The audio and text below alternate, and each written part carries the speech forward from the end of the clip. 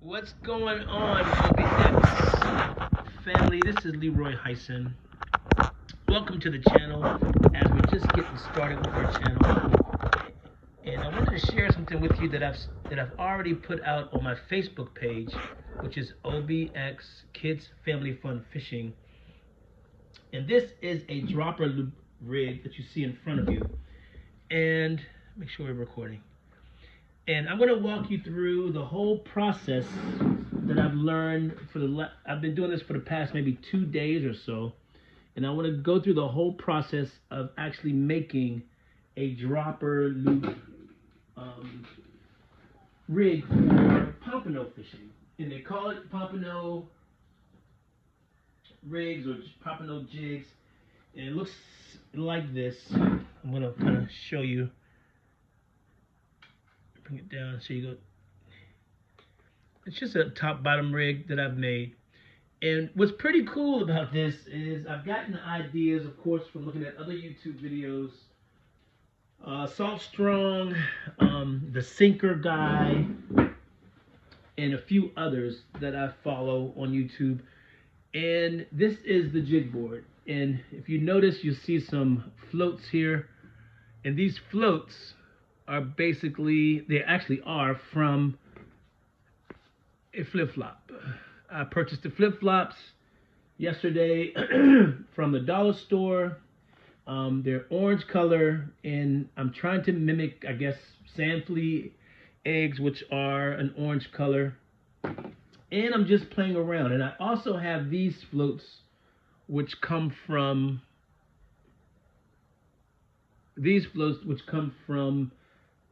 sponges.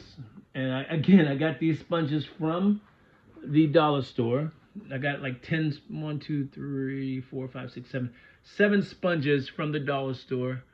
Took the scouring pad off and basically cut them in a rectangular shape, and then just used a pair of scissors or snips actually, okay, to to round them off a little bit to make these floats. And yes, they do float. I tested it in the sink. So without further ado, I'm going to go through the whole process. I'm not going to talk you through the whole thing, but I'll just show you what I'm doing, and you guys can follow along if you like. If you have any questions whatsoever about how I made it, my process, what I've done, shoot me some comments below, and that will help. And definitely like and subscribe to our channel. It's the very, very beginning of our channel.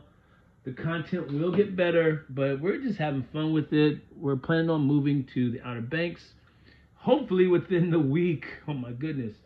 And we're going to go from there. So I'm going to just be quiet now and walk you and go through. I'll talk a little bit and go through. So the dimensions on these I got from the Sinker Guy on YouTube. Look him up. I talked to him this morning.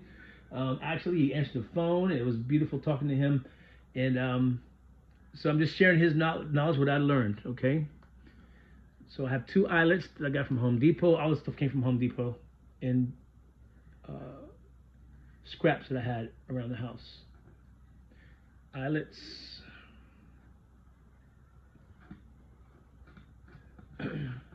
I'll be quiet and just kind of walk you through it, and you'll be able to see what's going on. In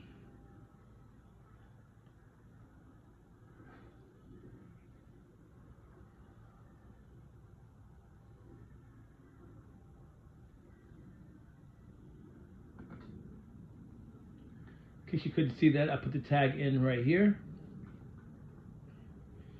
I'm going around this peg. It goes out and around these 3 pegs. This will give you a 4-inch loop. This will give you maybe a 4.5, 5-inch loop. Right here, I'm using this one. Go around here. My hand in the way. My hand might be in the way. Going around here. Going around here.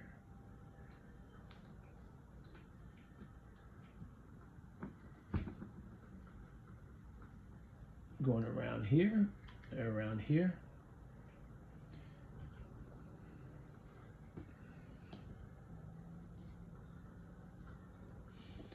It's got angle. Let me fix this real quick.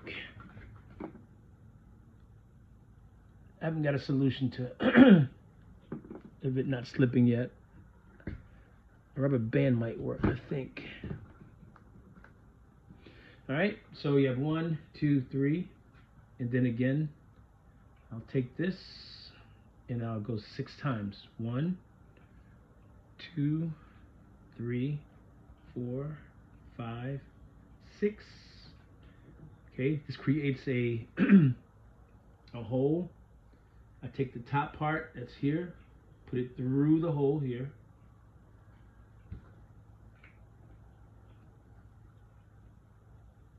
Up, put it through the hole, bring that through, lift it up, attach it here, and pull back towards me. And usually what you do is wet this part. I haven't done that and it's been working fine even if I don't wet it, but it might work better if you do. Okay, now I have the first loop. I don't know if you can see it or not. Now I have the first loop. Now I'm going to take this loop and actually put it under the clip. This way all of my hooks will be at a consistent distance. All my jigs will be the same size, and if I have to adjust it, I can also do that if I need to, which is what I like. And yes, you could buy these from the store, but I kind of like doing it myself. It's like I'm, you know, a kid in a candy store, you know, just doing my own thing in the garage. Boom. So 1, 2, 3. Okay, tighten it up a little bit. 6 times. Count with me, boys and girls. 1, 2. Yes, I'm a former teacher. 3, 4, 5, 6. Next step. Take this one up. Try to do it in the way you can see it. Put it through the hole. Grab the loop, pick it up, lift up off the pegs, these 2 pegs, pull back towards me. Now wet it, just putting some spit on it, saliva, pull it back towards me, and you can see it tightening up, okay? Now, the sinker guy, which I like, because these eyelets are already here, and he's giving us dimensions where to put these.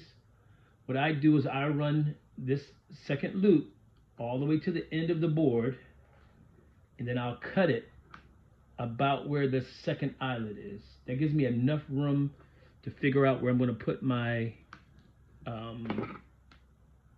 swivel. Okay? So we're at 7 minutes now. That's okay. I think I can still put this on the video. All right. So now I have the 2 loops. 1, 2, and then I have tagline. So now what I'm going to do is go ahead and add, and you don't have to do this, but I'm going to add a barrel swivel to one end, and I'm using a clenched knot, and you have to maybe look these up if you need to, but I pinch it. I'll just go through it. 1, 2, 3, 4, 5. I'm going to go through the eyelet of the barrel swivel and through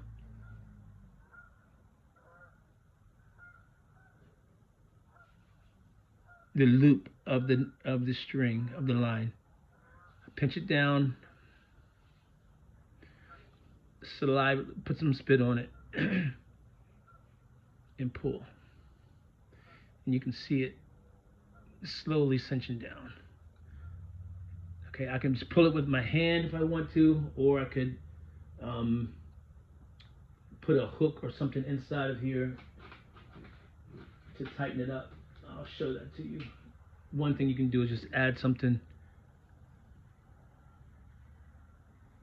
and just pull like that.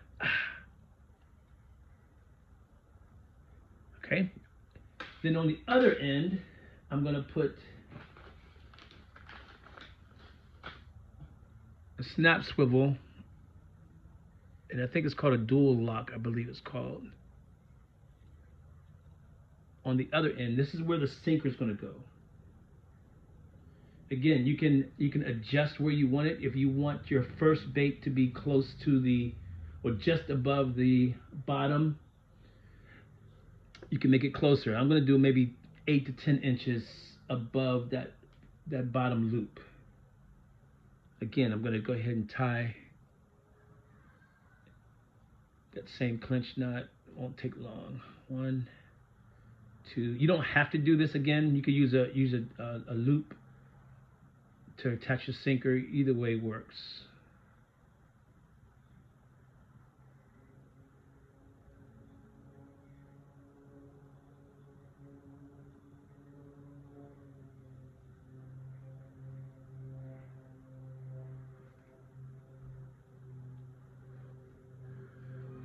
All right. Cut off the tag end.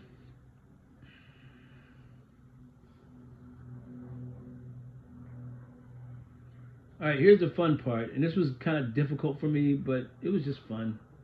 As I'm learning how to do this, I mean, I could also buy these. You know, I could buy them off Amazon, but you know, working in your own garage and whatnot, it's a lot of fun. A lot of fun. Okay, so from the barrel swivel, all I'm gonna do is attach this here just so I can have some tension.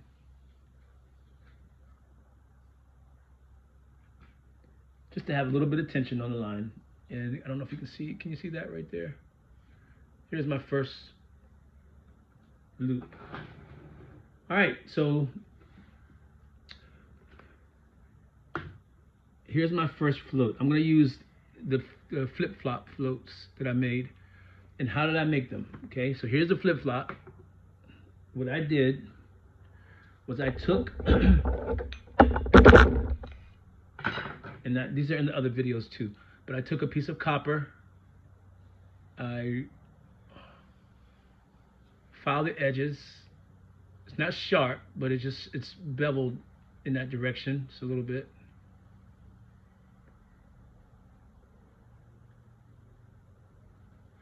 And put it here, use a rubber mallet, and just whacked it on a piece of wood. Okay, on a piece of wood. And that gave me the floats. I'm not going to go through that process. You can take a look at it on the other video. All right, now I was having issues with threading these, and so I had a system that I was using that worked well. But then I figured out that, you know what, if I just poke it, I'm using a nail, a small nail, poked it through, rubbed it through. That hole does not close up that easily. So now I'm gonna pinch this and carefully put that inside the hole,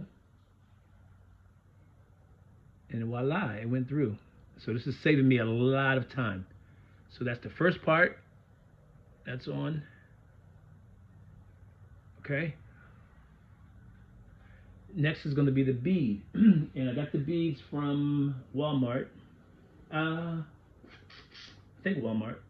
And I'm actually going to go to Michael's and get some glass beads, because I was watching the Sinker guy and he was sharing that with us. But there's a bead. Take the bead, put that on. Same thing, pinch it. And again, at first I was having trouble with it, but it ended up working. And I'm using 20-pound monofilament. 20-pound monofilament. Okay, so here's the bead on. Now you could put a bead on here. You could put another float. You can put 2 beads. I've actually experimented and put 2 beads on. I don't know if they're gonna catch fish yet because I haven't got to the Outer Banks yet, but we definitely will be sharing those videos when it's time. Okay, next step is I got these circle hooks. These are octopus circle hooks. And this way, I do need to use this tool to put this on. And the tool is nothing more than a piece of monofilament. And I'll show you how I do this so it makes sense. Okay, the problem I was having is I could not get the hook on by pinching it and trying to get it through the hole. Okay, it would not fit. I mean, I'll try it again right now. It just doesn't go in. It doesn't go in. Okay, so what I've done is I take a piece of monofilament. And if you've ever sewn before, this might give you an idea. To thread a needle, you put a little piece of wire that's smaller than that hole to help. So I'm putting the monofilament in one side, threading it through the circle of your loop. Give me 1 second so you can see that. Threading it through, and then putting the other end through the eye as well. Okay, so now I have the hook on here, and all I'm going to do is pull the line through without getting that hook inside of me. So it just went through. There it is. I'll let it go. Now, as far as attaching it, I'm just going to do an old school loop over top of the hook and cinch it down, and I'm done. That's going to be the first loop, the first dropper loop, I guess you call it, right? And you can mess around with the direction of the hook and all this. Mine is going to be this way. See what happens.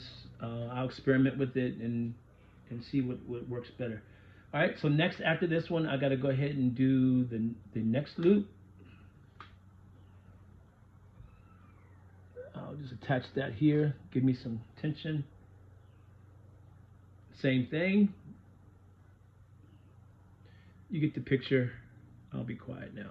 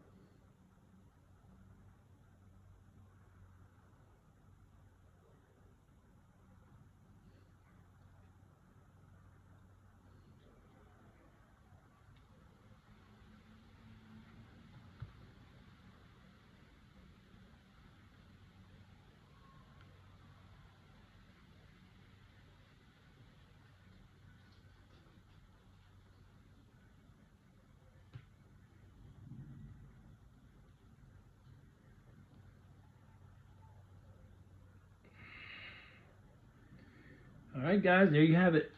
It's done. It costs about $3 to $4 to buy your own Pompano rigs in the store. The sandals cost me $1.50, something like that. The beads for like 50 of them cost pennies. But it's done. It's done. It's done. It's done. One. Here we go. Here we go. And there we go. All done, guys. Enjoy. Peace. Have a good time. OBX. Surfing, sound fishing. Enjoy. Peace.